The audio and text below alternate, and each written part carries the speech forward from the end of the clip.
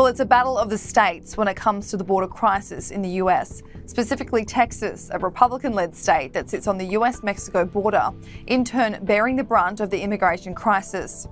With just 4 out of 50 states sitting on the border, it means these states cop the thousands of illegal immigrants who pass through every single day.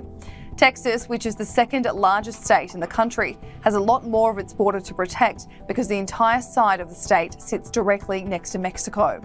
Governor Greg Abbott hasn't been happy that his state copped the load of illegal immigrants entering the US.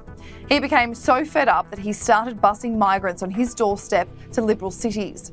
This campaign started last April and has seen 17,500 migrants being sent to the nation's capital, New York, Chicago, and Philadelphia.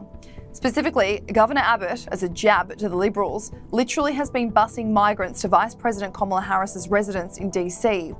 An ABC local news station in DC tweeted videos of a busload of migrants being dropped off at her home.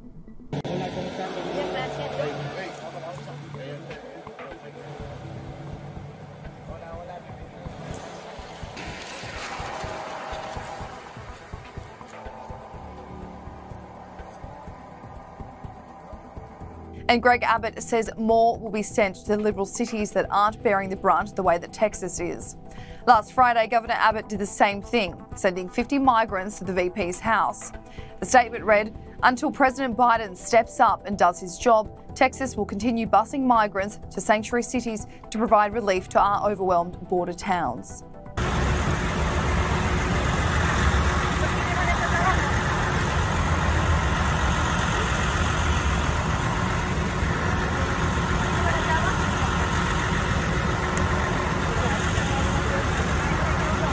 On Christmas Eve last year, in freezing temperatures, several busloads of migrants were dropped off at Kamala Harris's residence. The White House slammed Governor Abbott's move as a cruel, dangerous and shameful stunt that only puts lives in danger.